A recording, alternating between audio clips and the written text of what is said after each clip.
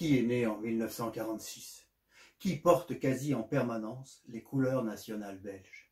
Qui a deux qualités, un défaut? Laissez-moi vous emmener dans l'Ouest américain. Laissez-moi vous emmener un court instant dans le monde talentueux et complexe de Maurice. En 1946, Lucky Luke ne ressemble pas vraiment à ça. Il est beaucoup plus rondouillard, un visage plus ovale. Il s'affinera avec le temps. Et lorsque Laurent Gérard le fait habiller par les grands couturiers français dans la belle province, en 2004, il garde quand même ses couleurs nationales. Bouzard, dans Jolly Jumper ne répond plus, lui donne une chemise rouge.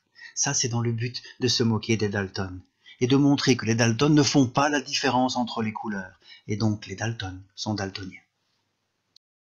Dans l'Ouest américain, il va rencontrer des tas de personnages qui ont réellement existé. Calamity Jane, Billy the Kid, mais pas les Dalton.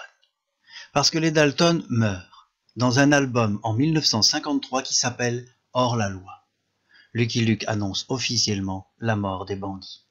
Ce ne sont donc pas les vrais Dalton qu'on connaît dans les aventures, mais les cousins Dalton. En 1963, dans les Dalton dans le blizzard, le caporal Pendergast de la police montée canadienne lui demande « Quels sont tes points forts ?» Il répond « J'ai deux choses pour moi. La vitesse au revolver et la chance. » Mais alors quel est le défaut de Lucky Luke? Il faut remonter à l'album La Ville Fantôme. Et là, on voit à quel point Jolly Jumper, son cheval, est exaspéré de voir à quel point il se mêle de ceux qui ne le regardent pas. Le métier de Lucky Luke, c'est un cow-boy, c'est un gardien de vaches, mais il fait tout sauf ça. Je sais ce que j'ai à faire, dit Jolly Jumper sur un ton de reproche. Dans La Ville Fantôme, Lucky Luke se lie d'amitié avec le vieux Powell, un pauvre mineur qui a été grugé, volé. Un clin d'œil à Baden-Powell. Lui aussi a fait 1001 métiers, 1001 voies avant de trouver sa mine d'or, la fondation du scoutisme. Dans l'école abandonnée de La Ville Fantôme, un triangle au tableau noir qui rappelle que le papa de Baden-Powell était un mathématicien disparu trop tôt. Dans La Ville Fantôme, il n'y a pas de vrais fantômes. Les bandits sont démasqués et on punit toujours l'argent malhonnêtement gagné.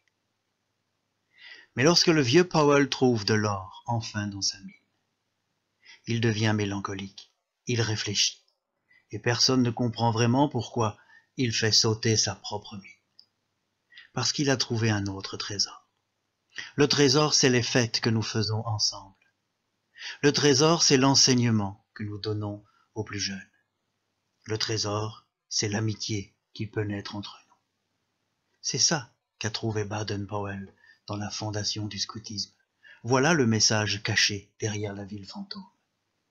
Lucky Luke est ravi de voir que la Ville Fantôme n'existe plus et que les trésors sont au cœur de chaque foyer, de chaque chaumière. Si vous souhaitez que l'on discute de quelques-unes des 1001 merveilles du 9e art, je vous attends sur un tour BD avec itinéraire.